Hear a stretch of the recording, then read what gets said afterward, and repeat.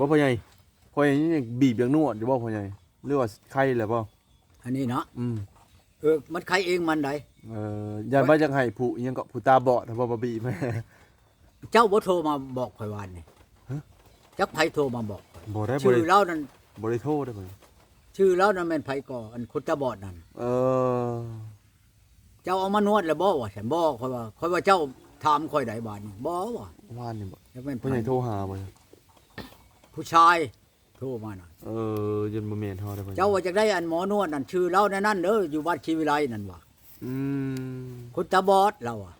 ค่อยว่าเจ้าบ่แม่นเนาะตอนแรงวานนี่ได้ บ่แม่นได้บ่ เด้งวะบ่แลเราฮู้จักแล้วว่าชื่อเขา เคยไปอยู่เฮือนเขาเนาะเคยไปอยู่ตอนนั้นไป เจ้าเคยไป บ่ช่องบ่มีอะไรบอดบ่ช่องบ่มีได้ลูก อยาก อีก โทรถามเท่าพายน่ะก็อยากถามอันนี้แหละ เออ อยากถามมันหมอนอันนี้แหละเขาอยากเอามานวด เขาว่าเราไปนวดน่ะเช้าพันกีบแล้วนวดให้รถโอ้ย วานในประโยชน์โลดแล้วอยากรู้อะไรสักอัน ข่อยนั่นบ่เว้าเช้าพัน เออ วาน ไปนวดให้ยาคูนำได้พ่อใหญ่ ฮะ ยาคูให้เทอละ10,000บ่ เออ ไปนวดให้ยาคูยังไงเพิ่นปวด ข่อย หลังปวด ให้เป็นแสนรู้แล้วข่อยนี่ ปอดปานนั้น ข่อย เลย ได้ บ่ สิบเช้าเลยก็เรานวดให้ เวลาอยู่ อืม จะเข้าน้ำแน่แล้วเข้าไม่ได้เข้ากิน อืม มันตกหลุดความลงมันหลุดคัดจี้กระตู เออ ทำกันก็ปวด ได้บอกมันจะ อันค่อยขี่รถไปอีกวันนี่นั่น เออ มานอนอีกคืนนี่ปวดอีกคือเก่าขานั่น ปวดขา พอเขาตีงลงไป มันตีมันอันนั้นโอ้ยว่าบ่ได้หรอกเจ็บคือไม่เช่ามาเดี๋ยวนี้แล้วมันย่างไปย่างมามันจังใครยังไง กลับไปนวดอยู่ฮูบ่ได้บ่จ้ะพ่อใหญ่ ฮะ ไปนวดอยู่บ้านครับผม เรามีเป็นรถ บ่บัดคอยมาแต่พูดเดี๋ยวก่อนมาแต่เมืองน้องก่อน อืม บางเทื่อไปทางนี้ชี้ลงทางนั้นยังบ่ฮู้เด้ โอ้ ไปนี่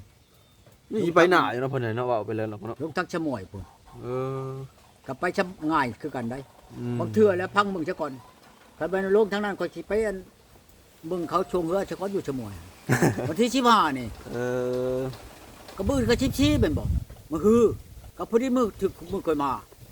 ไปลงไปพูดไปเบิ่งมันชงเรือพวกเถียงมาทางนั้นรถสิเป็นเพียงโอ้ยญาติ วันที่ ญาติ เท่าไหร่จะมื้อนี่เนาะ12บ่12มื้อ13มื้อ14 เนี่ยก็พอดีแล้วก็ไปนอนหันคืนนึง มื้อคือพอดีตอนบ่ายเฮาก็เมื่อแล้วเมื่อไปเวียกแล้วบัดนี้ บ่ วันที่ ไปก็ออกบนมันมีที่ยานก็โทรหาแน่เด้อ 14อืม โทรหากันแน่ทั้งเทื่อมันอันนั้นนี่มีนั่นนี่ก็อยากโทรอยากถามข่าวกันได้เฮ้ย อืม เห็นผู้สาวอันไม่ห้างไม่ไม้วางนั่นคือสิโต๊ะๆแตะๆเบิ่งให้เด้อ อืม คนนี้พ่อใหญ่อยู่บ้านพุ่นอยากได้เมียเจ้า เจ้าบ่จากเมื่ออยู่น้ำลาวบ่ว่านี่เด้อ เออ เราอยู่ผู้เดียวได้ให้ถามเขาแน่ สิถามดอก เมื่ออยู่น้ำพ่อใหญ่คอยนี่เราบ่มีไผว่าว่าสิ อืม คันว่าอยากเมื่อแล้วเฮาบ่จักบ้านคอยสิเมื่อชงสิมาเมื่อบ่ว่านี่เนาะสิให้ดอกค่าอันนั้นนั่นค่าชิ้นเปลืองนั่นไปมานั่น คัน คันว่า น้ำ เขา มัน มา บ่ นั่นอันชูเอาเท่าไรเด้อเอาอันวาง40เด้อ ชุงชุด40ลงมา เออ 5 60แล้วยาได้อืม เอามาจะไผสิเบิ่งเพิ่นเอาพ่อใหญ่เนาะ โอ้ยตัวกระเท่าเมียกระเท่าแล้วจักไผสิเบิ่งไผอันนี้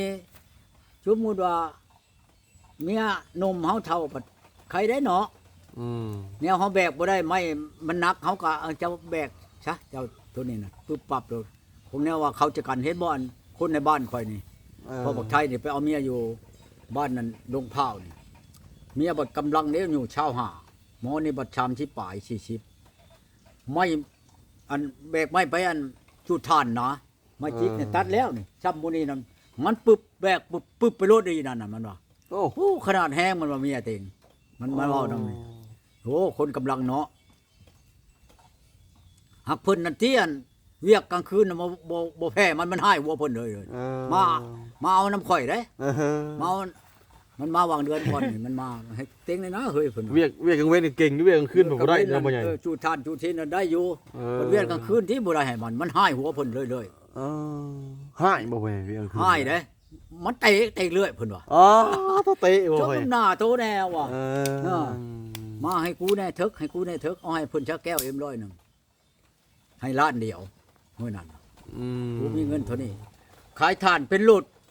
ปัจจุบันได้เงินล้านบ่ได้แล้วเบื่อนี่ไปเชียร์เจ้านี่นะมันก็เอาเจ้าแล้วว่ะเนี่ยน่ะ อืม โหบ่ว่าดอกเคยชื่อหยังก็สิบ่ได้อันนี้กูก็รักให้มึงได้พุ่นว่าเอามือโลดตัวเองโทรถามมื้อชื่นนั่นเป็นได้เถิกตัวเองหัวแอะแอะคักอะลีเนาะคักอะลีเนาะ อืม โยว่ะคักบ่คักก็ลอกมึงแน่กว่าว่ะ อืมได้ของดีเป็นอะไรเพิ่นได้ของดีเมื่อเนาะ คือกันกับอันพ่อผู้ ป่วย สิ แกะ ไปอันเช่าเฮือนเพิ่นนี่แหละอย่าลืมได้อย่าลืมได้อยู่แหล้ว เออ เอาเท่านั้นหากระพากันน้ำผึ้งมาวานนี่มาให้นะ ปรุงแล้วบ่พ่อใหญ่ ยังบ่ได้ปรุงได้ เออ เอามาฮอดวานนี่ข่อยก็ยังบ่ได้เทิงหังพร้อมได้บ่แม่นแต่น้ำได้เ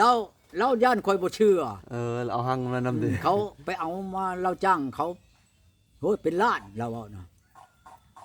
น้องอยู่ในอันนั้นแก๊สอันนั่นอยู่สองคนพากมา ลูกชาวผู้หนึงลูกชาวลูกหักนะ บ่พ่อใหญ่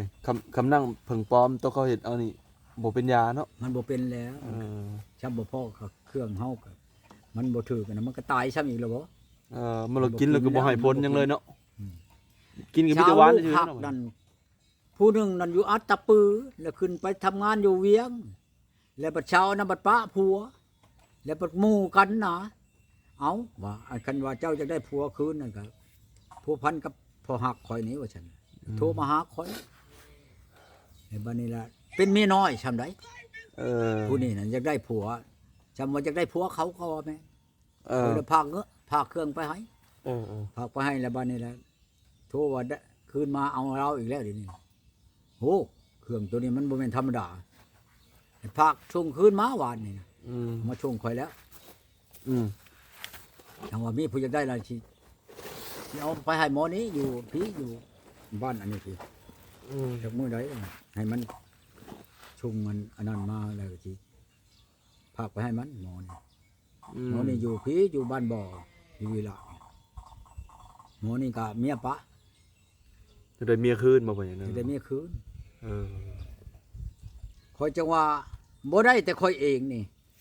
คันผู้อื่นน่ะคอยได้เบิดคอยจะว่าโอ้ มันคือเป็นอันนั้นเนาะพ่อใหญ่เนาะ อืม